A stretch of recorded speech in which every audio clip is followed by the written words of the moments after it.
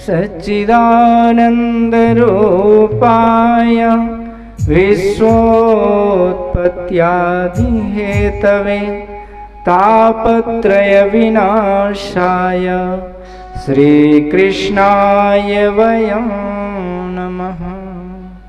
आइए परम प्रभु परमात्मा का ध्यान करते हुए श्रीमद् भागवत महापुराण के ज्ञान गंगा में गोता लगावें। प्रभु परमात्मा का स्वरूप शास्त्रकार ने कहा कि वो सत्य स्वरूप है, चित्त स्वरूप है, आनंद के स्वरूप है।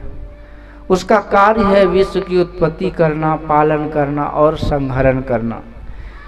जिनके चरण शरण ग्रहण करने से जीव का दैहिक दैविक भौतिक ताप समाप्त हो जाता है, ऐसे परम प्रभु परमात्मा का हम लोग ध्यान करें। नैमिषारण्य के परम पावन तीर्थ में श्रीमद् भागवत महापुराण कथा जो 1000 वर्षों तक चलने वाला सत्र है, उसका शुभारंभ हुआ। ये नैमिषारण्य तीर्थ गोमती नदी के तट पर अवस्थित है, जो उत्तर प्रदेश भारतवर्ष में सीतापुर जिला में अवस्थित है।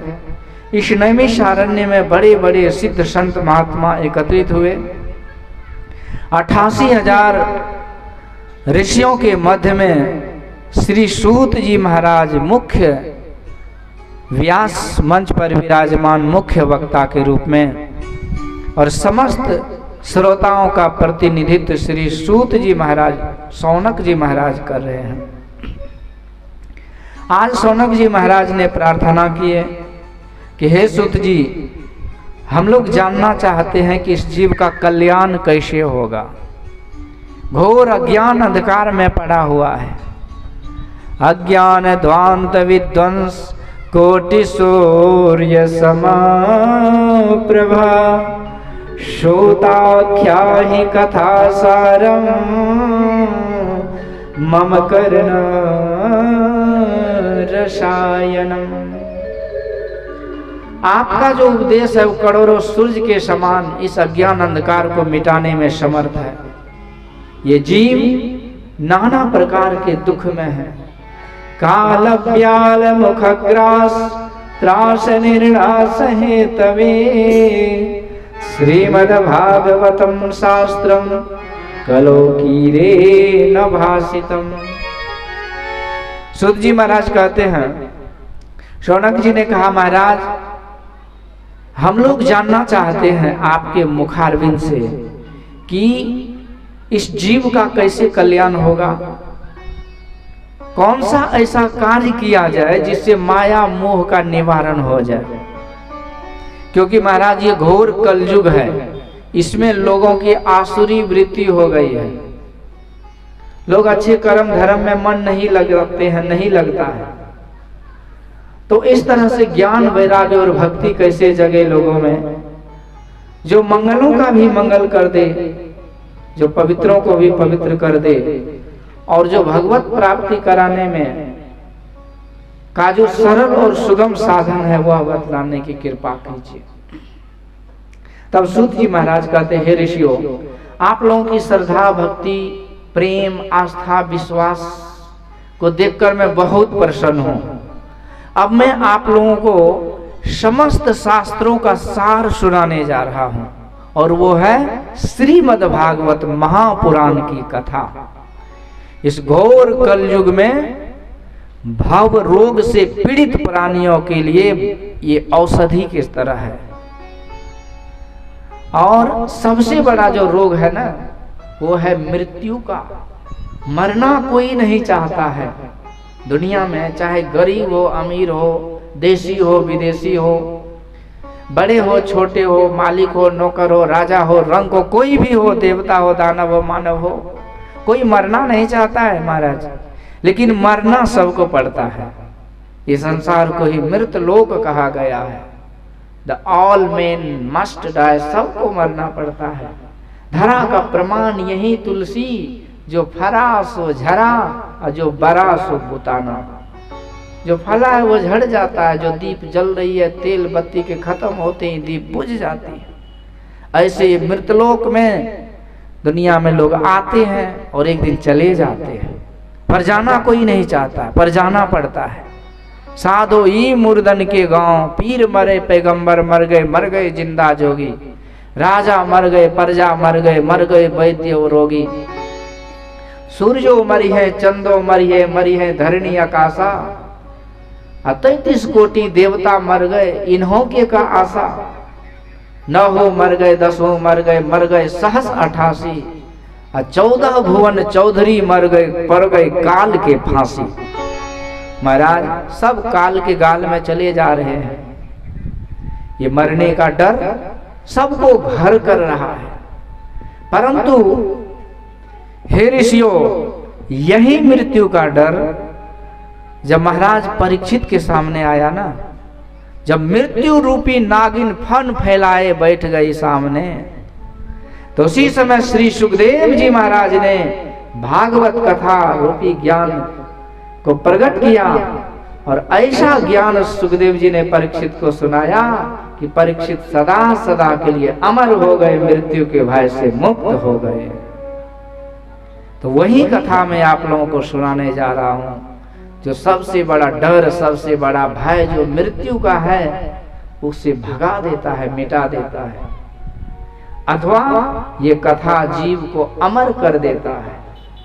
ये अमृत रस है भगवान की कथा, जो रसपान करते हैं, जो पीवे सो जुग जुग जीवे, फेर न होए तन बासा, कोई पीवे राम रस प्यासा रे, कोई पीवे राम रस प्यासा।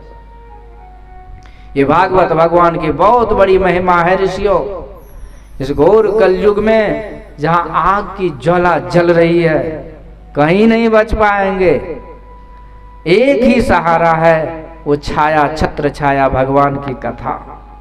नान्य पंथा विद्यते अनाय, दूसरा कोई रास्ता नहीं। आप कहीं भी भटक जाए, फिरे जगत में चहो दिशी, और वक्तृता देता फिरे, ध्यान बिनु नहीं शांति आवे, लोग हूं कितना हूं ये।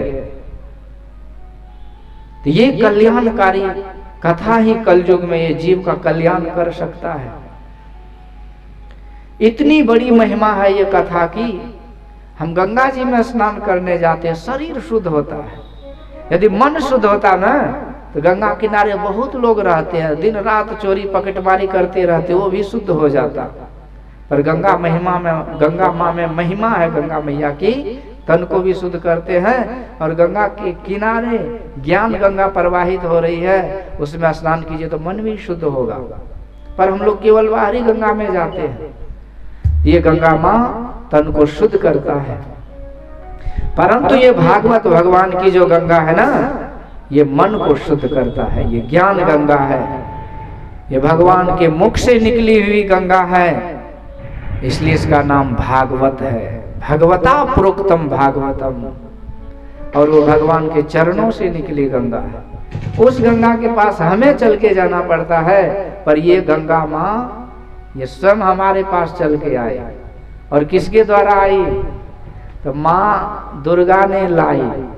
तो दुर्गा माँ ने ये गंगा को यहाँ प्रकट की है, कह रहे अज्ञानी जीव, तुम इस गंगा में स्नान कर लो, और माता रानी की 100 लाख कृपा तुम पर जीवन पर्यंत बरसती रहेगी, तुम्हारा परम कल्याण हो जाएगा। ऐसे नहीं होता है। ये कथा इस देवी माँ के प्रांगण में ये बड़े सौभाग्य की बात है। अद्भुत कृपा है देवी माँ की। आज तक बहुत भक्त आए मन्नत मांगे कि माता रानी ये पूरा कर दो, पूरा न कर दो, तो माता रानी तो पूरा कर दिए। लेकिन आप सोचते कि माता रानी की कृपा हो गई, लेकिन संतों ने कहा, भगवान ने कहा वो कृपा नॉर्मल है, मैनर है, साधारण कृपा है। और आज जो कृपा है वो सबसे विशेष कृपा है माता रानी की।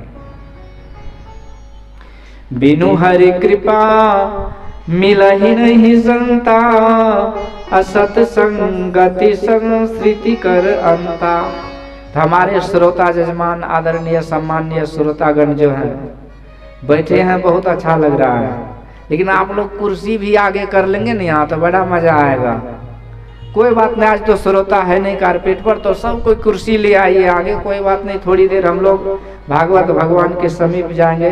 कभी कभी होता जैसे देखिए इंडिया से मोबाइल कॉल करते हैं ना, तो टावर कवरेज एरिया में नहीं रहता, तो बढ़िया से बात नहीं होती है, तो हम लोग को कवरेज एरिया में आना चाहिए। तो इसलिए ये बड़ी कृपा है माता रानी की। गिरिजा संत समागम, गिरिजा संत समागम, सवन लाभ कछुआन, बिनु हरि कृपा न पाबै सो, गावै वेद पुराण। भगवान भोलेनाथ किसको कहते हैं? माँ भवानी को। हे भवानी जी, दुनिया में क्या लाभ है? धन संपत्ति से लाभ कहाँ है? ये सब लाभ साधारण है, संत समागम के समान और कोई लाभ नहीं है। और ये जब मैं कृपा करता हूं तब ये मिलता है। यही माता रानी को कौन बताए? तो भगवान माता चौ पार्वती देवी, पिता देवो महेश्वर। परम पिता ने माता रानी को बताया। अब माता के हृदय में चूंकि दया है तो उन्होंने अपने बेटा को बताई कि बेटा आ जाओ, तुम्हारा कल्याण हो जाएगा। ये कथा सूत जी महाराज कहते हैं, शौनकादिक ऋषियों, ये मानव की कौन कहे, देवताओं के लिए भी ये दुर्लभ है। एक समय की बात है, उस समय की बात है जब सुखदेव जी महाराज कथा सुनाने लगे ना परीक्षित को, बहुत सारे 88,000 आए सब श्रोता। महाराज परीक्षित मुख्य श्रोता रूप में थे, पर देवताओं को भी भनक लगी। तो देवता है ना, हम लोगों से तो कई गुना आगे हैं, महान है, इसलिए तो हम पूजा करते हैं ना। देवता मतलब क्या? देने वाले, देने वाले की पूजा होती है। आज माता रानी यदि नहीं दे तो कौन फूल पत्ती चढ़ाए? दे रही है इसलिए पूजा कर रहे, ऐसे देवता होते हैं। पर आज देवता लेने के लिए आए, देवता सबको दे रहे हैं लेकिन उसको भी कुछ चाहिए, तो कथा सुनने आ गए। सुखदेव जी महाराज ने आदर सम्मान किया। देवताओं के राजा इंद्र भगवान ने अमृत का कलश सामने चढ़ा दिया। देने वाला स्वभाव है तो बढ़िया चीज लाके दिया। तो आप लोग भी जब कथा में आ ही गए हैं तो एक बात ध्यान रखिए कि बिना दिए नहीं जाइएगा। अब ये मत सोचिए कि हमको देना पड़ेगा रुपया पैसा, वो देना कोई बड़ी बात नहीं है। देना क्या है? तो जिन्होंने हमको दिया उसी को लौटा देना है। हमको वो परमात्मा ने, वो माता रानी ने जीवन दिया है, जीवन समय से बनता है, वही दिया हुआ समय को थोड़ा सा रिटर्न करना है। हम किसी से लेते हैं तो देने का नाम नहीं लेते, ये मानवीय स्वभाव है, पर स्वाभाविक रूप से ये सच्चाई यही है। धर्म ये कहता है कि हम जिससे लेते हैं उसे देना चाहिए। परमात्मा ने अनमोल जीवन दिया तो उसी का दिया हुआ जीवन, उसको जीवन का कुछ क्षण देना चाहिए उसे। और ये दिया हुआ क्षण जो है ये अनंत सुख हमारे जीवन में ला करके भर देता है। ये सबसे बड़ा दान है। तो देवता भी स्वर्ग के राजा है, सब है, आते हैं, समय दिए, कथा में अमृत का कलश रख दिए। और जब सुनने में मजा आने लगा ना तो देवताओं के मन में थोड़ा सा स्वार्थ जगा, कितनी अच्छी कथा है, हम लोग ये कथा को उठा करके यदि ले जाए स्वर्ग तो अपना मजा से सुनते रहेंगे, और जहाँ तक परीक्षित की परेशानी है तो उसको दे देते हैं अमृत, वो अपना उसका भी काम हो जाएगा और हम लोग अपना मजा से आनंद लेते रहेंगे कथा का। सुखदेव जी महाराज के सामने प्रस्ताव रखा। सुखदेव जी महाराज हंसने लगे, कहते देवताओं यहीं पर हो गई गलती। अरे महाराज सुनो, आप जो ये अमृत से कथा की अदला बदली कर रहे हो तो सोना में और कांच के टुकड़ा में और पारस मणि में अदला बदली होता है क्या? सोना में पीतल में कोई तुलना है क्या? इसी तरह को सुधा को कथा लोके को कांचो को मणिर महान, ये दोनों में तुलना नहीं है। इसलिए देवताओं यदि आप खरीद बिक्री करते हो तो ये बिक्री का चीज बिक्री नुमा नहीं है, ये तो श्रद्धा भक्ति से ग्रहण किया जाता है। श्रद्धावान लभते ज्ञानम, तो बिनु विश्वास भगति नहीं, तेहि बिनु द्रवै न राम। भवानी शंकरो वंदे श्रद्धा विश्वास रूपिनो, श्रद्धा का स्वरूप है ये। इसलिए जाओ तुम लोग, अधिकारी नहीं हो, सब देवता वहां से हंसते मुस्कुराते आ गए। देखिए देवताओं ने हम लोग को उपदेश दिया। पहला उपदेश तो ये दिया, हम जिन देवताओं की पूजा आराधना करते हैं वो देवता यही विराजमान हो जाते हैं, यही दरबार में। तो हमको जब वहां बैठे देखते हैं तो देवता लोग आशीर्वाद दे देते हैं कि जाओ बेटा तू बड़ा संस्कारी सच्चा भक्त है, तुम्हें मेरा भी आशीर्वाद है। एक तो 33 करोड़ देवी देवता का आशीर्वाद मिलेगा। दूसरी बात कि देवताओं ने ये उपदेश दिया कि तुम अमृत के कलश के पीछे पड़े हो, स्वर्ग के अमृत के कलश के पीछे अर्थात स्वर्ग के सुख के पीछे पड़े हो, पर ये कथा के सुख, कथा से जो ब्रह्मानंद का सुख होता है उसके सामने स्वर्ग का सुख भी तुच्छ है। यानी कि महत्व दिया, समझाया देवताओं ने कि कथा का कितना बड़ा महत्व है। इस तरह से प्राचीन काल में देवताओं को भी सौभाग्य नहीं मिला था। एक बार विधाता ब्रह्मा जी के मन में हुआ, जब ये भागवत कथा की इतनी बड़ी महिमा है तो इसकी तुलना किया जाए। और भी सारे यज्ञ है ना, अश्वमेध यज्ञ, वाजपेयी यज्ञ है, गायत्री यज्ञ है, महामृत्युंजय यज्ञ, विष्णु भगवान नारायण विष्णु भगवान का यज्ञ, बहुत सारे यज्ञ, अष्टजामी यज्ञ, हजारों यज्ञ है ना। तो उन यज्ञ से क्या पुण्य मिलता है और ये कथा से क्या पुण्य मिलता है, ब्रह्मा जी ने तुलना किया। तर्जु के एक पल्ले पर भागवत का पुण्य रखा और दूसरे पल्ले पर समस्त शास्त्र पुराणों अर्थात कर्म कांडात्मक यज्ञ से प्राप्त पुण्य को रखा। तो तात स्वर्ग अपवर्ग सुख धैर्य तुला एक अंग, तूल नता है सकल मिले जो सुख लव सत्संग।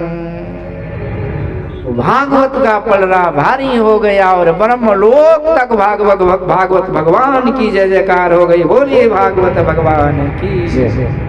आइए इस खुशी में हम लोग भजन सुनते हैं, फिर इसकी और क्या महिमा है उसको सुनेंगे। हे बनवारी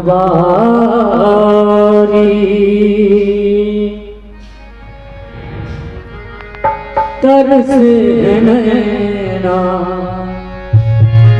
आँखों में नींद ना,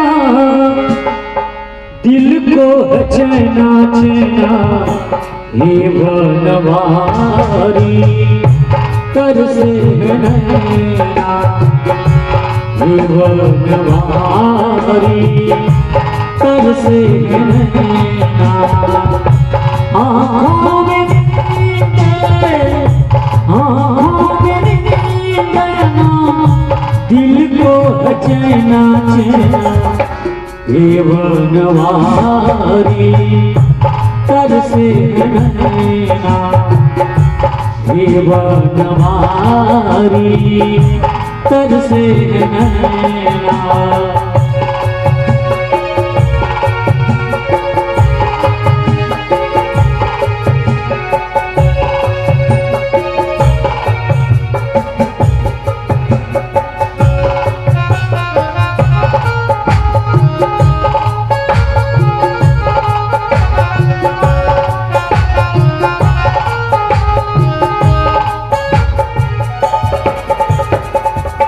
बातों में गाना रास रचाते, बागों में गाना रास रचाते। पल में प्यासे क्या बन जाते, पल में प्यासे क्या बन जाते। बागों में गाना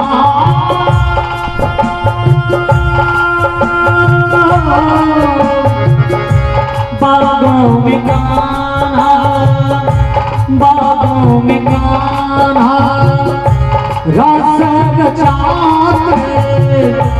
पल में प्यासे क्या बन जाते, पल में प्यासे क्या बन जाते।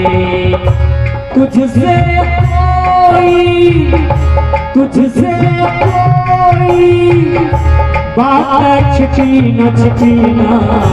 हे बनवारी तरसे नैना, हे भगवारी तरसे नैना, हे भगवारी तरसे नैना।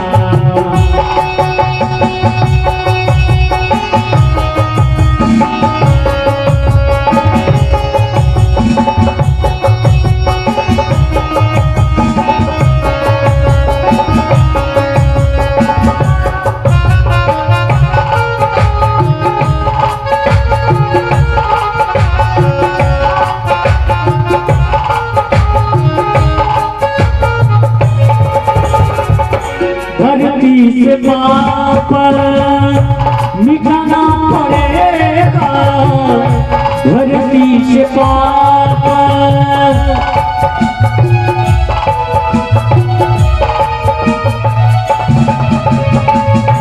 धरती से पाप मिटाना पड़ेगा, जब भी पुकारो तुझे आना पड़ेगा, जब भी पुकारो तुझे आना पड़ेगा। धरती से पाप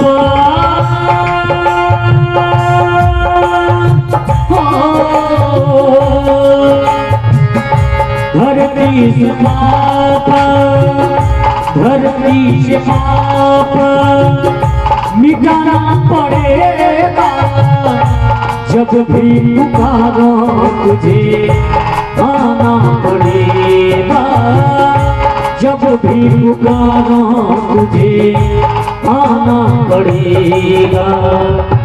तुझसे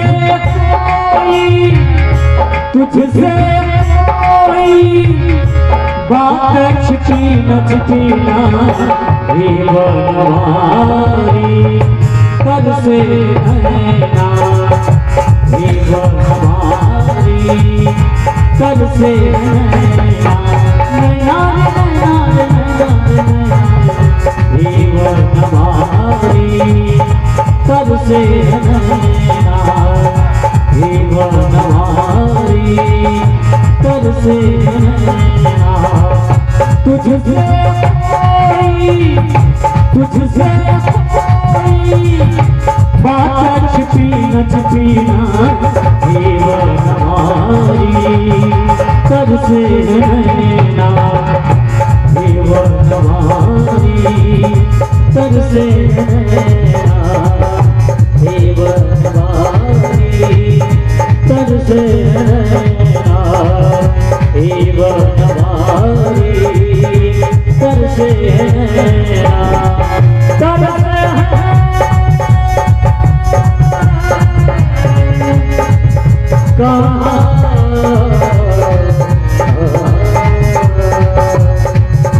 हे भगवारी तरसे नैना, हे भगवारी तरसे नैना, हे भगवारी तरसे नैना। बोलिए भागवत भगवान की। एकदा हि विशालायां चत्वार ऋषयो मना सत्संगार्थं समायाता ददृशोस्तत्र नारदम्। सूत जी महाराज कहते हैं, हे शौनकादिक ऋषियों, ये भागवत भगवान की महिमा और सुनो। ये कथा के सुनने से साक्षात ज्ञान की वृद्धि होती है। अब कहिए कि अज्ञानी कौन नजर आ रहा है इसमें महाराज? पहले के लोग 5वां 10वां पढ़ते थे, आजकल हर घर में ग्रेजुएशन पास, MA PhD सब पढ़े लिखे सब हैं, तो अज्ञानी कौन है? ये ज्ञान नहीं है।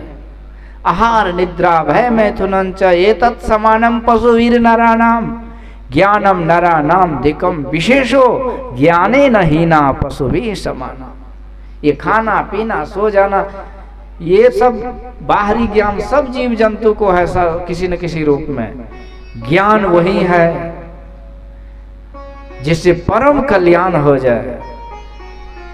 जिसको ईश्वर का ज्ञान हो गया तब उसे ज्ञानी कहा जाता है। बाकी जो ज्ञान है ना, इतना जो जाना है सब खाक धूर छाना है, जाना है सोई जो निज स्वरूप पिछाना है। ये खाक धूर है। दरवी पाक रसम यथा, कलछुल से हम दाल परोसते हैं, सब्जी परोसते हैं, लेकिन कलछुल को पूछिए स्वाद बताएगा क्या? तो इस तरह से आत्मा का कल्याण इसमें नहीं है। घर परिवार धन संपत्ति मकान दुकान ये सब का जुगाड़ हो जाएगा इस ज्ञान से, लेकिन आत्मा का कल्याण संभव नहीं है। इसके लिए परमात्मा का ज्ञान चाहिए, ईश्वर का ज्ञान। जिसने ईश्वर का ज्ञान प्राप्त किया तो दुनिया में कोई ज्ञान नहीं है जो उससे अछूता है। Knowing which everything is known as well, that is the knowledge of God. वो ईश्वर का ज्ञान है जिसे जानने के बाद सब ज्ञान हो जाता है। तो ऋषियों, ये कथा के सुनने से वो ईश्वर का ज्ञान होता है, और इस कथा के सुनने से वैराग्य होता है। वैराग्य क्या है?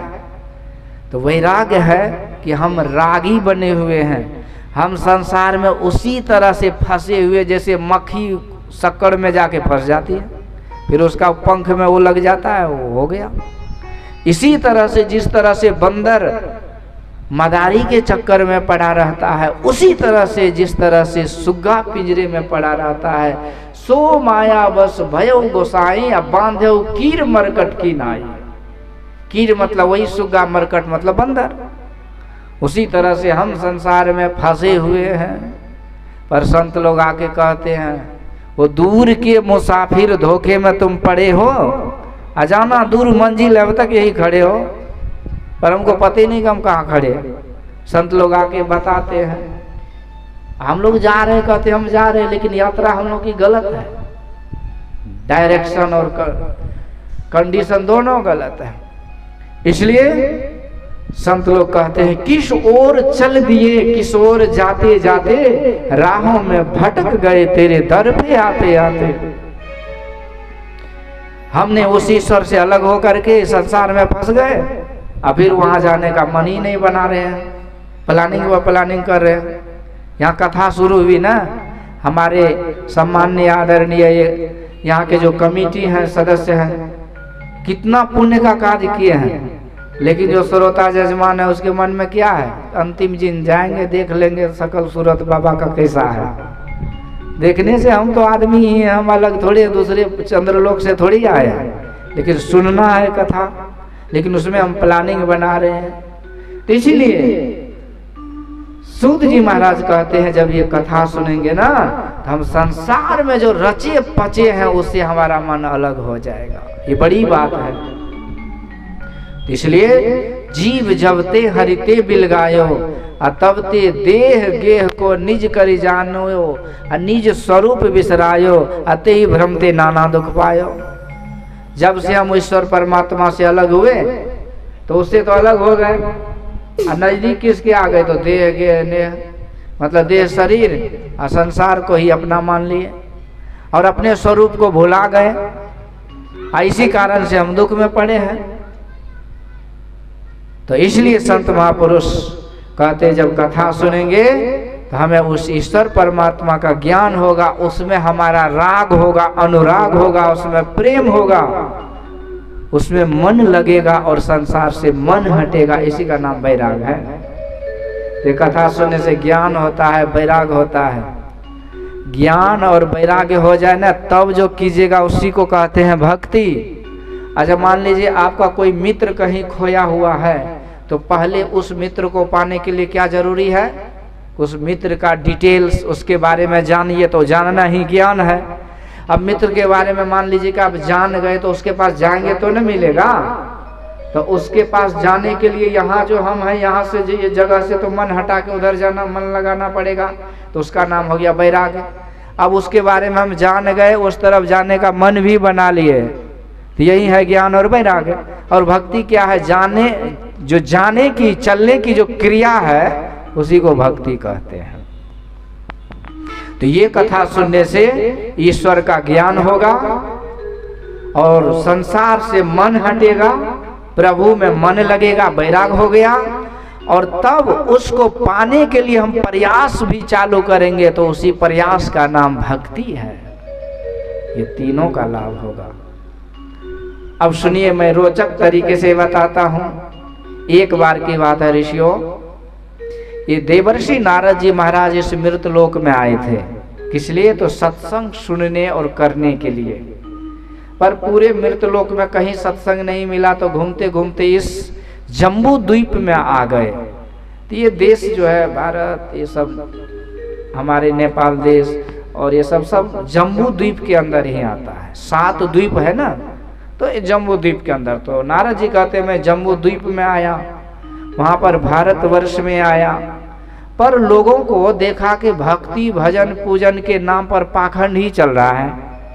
मुझे बड़ा दुख हुआ कि भक्ति के नाम पर केवल बाहरी बात हो रही है, सार बात तो हो ही नहीं रही है, तो कल्याण कैसे होगा?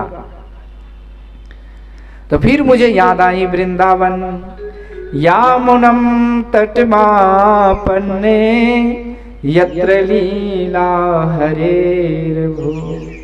वो वृंदावन धाम जहां हमारे प्रभु ने सुंदर सुंदर लीला की, जरूर मेरे मन को शांति मिलेगी। तो नारद जी आ गए वृंदावन। यहाँ पर एक देवी जी का दर्शन हुआ, उसे यमुना किनारे। नारद जी देखा, अचंभित रह गए कि इस दिव्य प्रभा देवी ये क्या कर रही है मृतलोक में।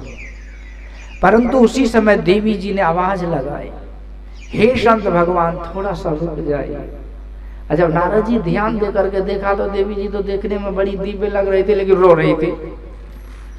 भो साधो क्षणम तिष्ठा मच्चिंतामपि नाशया दर्शनम तव लोकस्य सर्वथा गहरम परम। हे नारद जी भगवान थोड़ा रुक जाइए, आपके दर्शन से मुझे बड़ी शांति मिल रही है। नारद जी उतावला बस वहां गए कि देखे ये देवी जी क्या है, नाम पता क्या है, कौन है, क्यों रो रही है। तो संत तो होते ही इसीलिए ना कि जो दीनहीन दुखी व्यक्ति है उसके दुख दूर करने के लिए ही आते हैं। विश्व उपकार हित व्यग्र चित्त सर्वदा, उसका चित्त व्यग्र रहता है उपकार के लिए।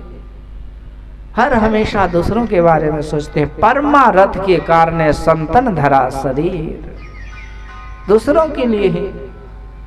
तो आज नारद जी पूछते हैं, देवी जी आप परिचय बतलाइए। अहम भक्ति रीति ख्याता इमो में तनयो मतो ज्ञान वैराग्य नामानो काल योगे नजर चरो। हे संत भगवान, मेरा नाम भक्ति देवी है और मेरे दोनों पुत्र ये ज्ञान और वैराग। पर देखिए महाराज, कलयुग के कुप्रभाव से ये मेरे दोनों पुत्र अस्वस्थ हो गए। अब मैं विस्तार से सुनाती हूँ कि मैं द्रविड़ देश में उत्पन्न हुई और महाराष्ट्र में पली बढ़ी, कर्नाटक में मैं पली बढ़ी, महाराष्ट्र में आदर सम्मान हुआ, पर गुजरात में मैं वृद्ध हो गई। हमारे पुत्र भी, पर जब जैसे मैं वृंदावन आई तो मैं तो तरुणी हो गई, पर हमारे पुत्र अस्वस्थ ही रह गए। तो महाराज बतलाइए हमारे पुत्र को इस कलयुग ने क्यों नजर लगा दी? महाराज परीक्षित ने कलयुग को क्यों नहीं खत्म किया? नारद जी कहते, सुनो माता राम, ये कलयुग को दोष मत दो। ये कलयुग बढ़िया चीज है, कलयुग में 1000 दोष दुर्गुण है, छोड़िए, लेकिन लाभ नहीं है क्या? कलयुग केवल हरि गुण गाहा गावत नर पावई भव था। गावत नर पावई भव था। कलयुग केवल हरि गुण गाहा गावत नर पावई भव था। गावत नर पावई भव था। कल युग में केवल प्रभु का गुणगान कीजिए, कमाल हो जाता है महाराज। हजार दोष दुर्गुण क्यों न हो, यत् फलम नास्ति तपसा न योगेन समाधिनाम तत्फलम लभते सम्यक कलोके शव कीर्तना। अरे भक्ति माँ सुन, जो फल सतयुग में बड़े बड़े तप से नहीं मिलते हैं, यज्ञ से हवन से त्रेता में द्वापर में नहीं मिलते, वो सारा का सारा फल कलो केशव कीर्तनाथ, प्रभु का कीर्तन कीजिए और मजा से सब फल ले लीजिए। ये कलयुग का लाभ है। इसलिए दोष दूसरों को नहीं देना, हमें अपने परफॉर्मेंस को देखना कि हम कितना देर कथा सत्संग सुनते हैं। ये कलयुग महाराज बड़ी कृपा करते हैं। इसलिए मैं आप लोगों से आग्रह करूंगा कि आप लोग अंतिम दिन जरूर आइएगा नवमी दसवीं में। मैं जानता हूँ भीड़ में भीड़ भेड़ों की भी लगती है, कोई बड़ी बहादुरी नहीं है, लेकिन भागवत भगवान को जब विराजमान किए हैं तो उसका सम्मान यही है कि 100 परिवार आइए, आप स्वयं प्रचारक बन करके 10, 20, 50 को बोलिए और अधिक से अधिक संख्या में आइए और अधिक को लाभ मिलेगा तो अधिक पुण्य मिलेगा। सामूहिक शक्ति काम करता है। अकेले जाके सरकार से अब आप बोलिए कि ये कानून बना दो, कानून रद्द कर दो, करेगा क्या? लेकिन जब 2-4 जिला के सदस्य जाएंगे तो फिर सरकार भी हिलती है। तो इसी तरह सामूहिक प्रयास प्रेयर जो है ना, उसमें बहुत बल है, बहुत शक्ति है, उससे बड़ा लाभ होता है। तो इसलिए ये कलयुग का लाभ है। हे माँ भक्ति सुनो, अभी तो बहुत कम कुछ दिख रहा है, अभी तो कलयुग पलने पर है। कलयुग अंडा डिम्मा है, इतना कुछ अत्याचार हो रहा है। जब कलयुग बड़ा होके खड़ा होगा ना, तब देखना क्या नजारा है। ये सब कुछ होगा, इसीलिए इतने से घबराओ मत, प्रभु का गुणगान करो, उसी में कल्याण है। तो भक्ति माँ कहती है नारद जी सुनो, माताओं का प्राण संतान में बसता है। संतान सुखी तो माता सुखी, पर मेरे दोनों संतान तो अस्वस्थ है, मैं कैसे सुखी रह सकती हूँ? हे नारद जी, आप तो प्रहलाद जी और ध्रुव जी जैसे बालक का उद्धार कर दिए, तो मेरे बच्चे का भी उद्धार कर दीजिए, बड़ी कृपा होगी। नारद जी ने वेद शास्त्र पुराण का एकदम धुक्कड़ पाठ शुरू कर दिए। पाठ पे पाठ वेद के ऋचाओं का पाठ कर रहे हैं, उपनिषद का जो महामंत्र है उनका जय घोष कर रहे हैं। इस तरह से गीता पाठ है, मुहुर्मुहु गीता का पाठ बारंबार किए। ज्ञान वैराग बच्चा जो था वो होश में थोड़ा आया, पाठ बंद हुआ, बेहोश हो गया। अब नारद जी घबरा गए कि मेरी जड़ी बूटी आज तक फेल नहीं किया, हर जगह काम किया, पर ये बच्चे को कौन सी बीमारी है कि ये फेल हो गया। घबरा गए। तो देखिए जब कोई घबरा जाते हैं ना बड़े बड़े डॉक्टर, तो क्या फॉर्मूला है उसके पास जानते हैं? हारे को हरिनाम। वो पेशेंट का जो गार्जियन है उसको बोल देते हैं देखो भाई दवाई तो दवाई है, मैं दे दिया, बाकी तुम भगवान का सुमिरन करो, यदि उसकी कृपा हुई तो ठीक हो जाएगा। यानी कि सबसे बड़ा MBBS डॉक्टर अंतिम में भगवान ही होता है। ये पढ़ाई लिखाई का भी एक सीमित शक्ति है, योग्यता। इसी तरह से नारद जी यहाँ पर जब थक गए, परेशान हो गए, भक्ति माँ के दोनों बच्चे स्वस्थ नहीं हुए, तो उन्होंने कहा हे देवी माँ, अब आप जो है ना भगवान का स्मरण कीजिए। श्री कृष्ण चरणाम्भो स्मरम दुखम गमिष्यति। भगवान का स्मरण कीजिए, आपका दुख निश्चित रूप से चला जाएगा। और जहाँ तक आपके बच्चे की अस्वस्थ की बात है तो मैं जरूर उपचार करूंगा। और इस तरह से नारद जी वहीं पर ध्यान लगाए और आकाशवाणी हुई कि हे नारद जी, ज्ञान वैराग्य को जगाने के लिए आप सत्कर्म कीजिए,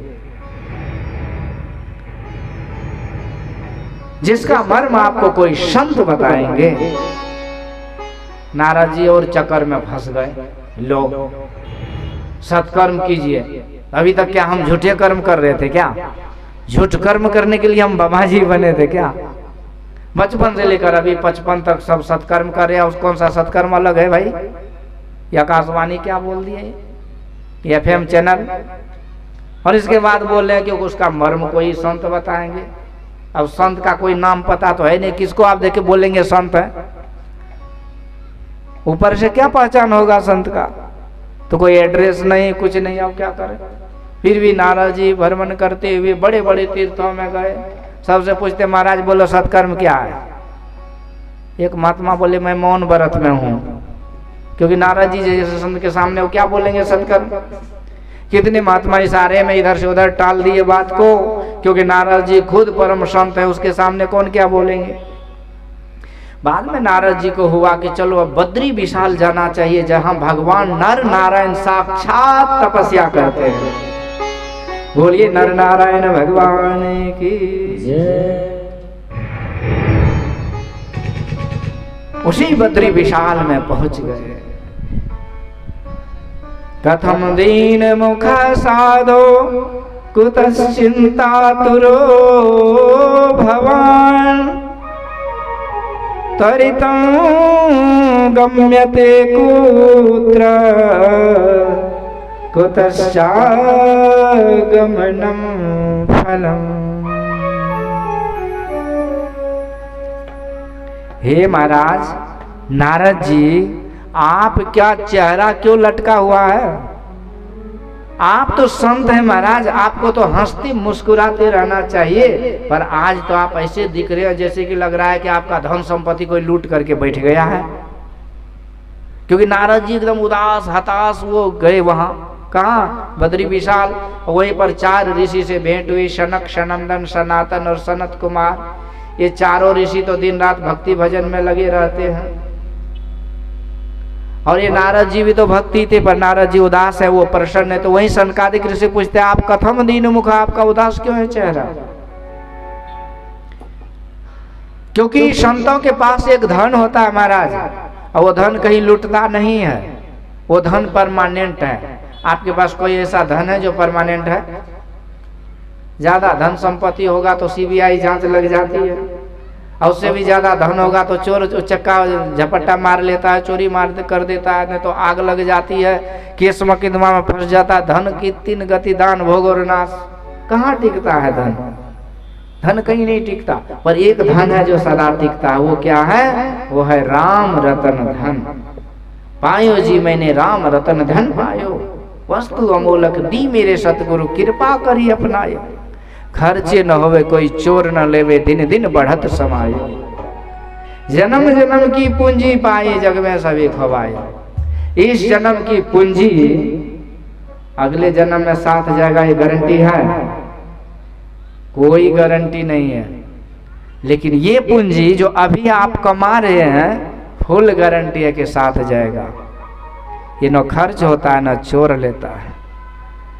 घर परिवार के लोग, समाज श्मशान तक ही जाएगा, आगे नहीं जा सकता। और बेटा अग्निदान तक, और घर वाली तो मकान तक ही रहती है। फिर आगे तो हरि का भजन ही साथी रहेगा, हरि के भजन बिन अकेला रहेगा। रे मन ये 2 दिन का मेला रहेगा, कायम न जग का झमेला रहेगा।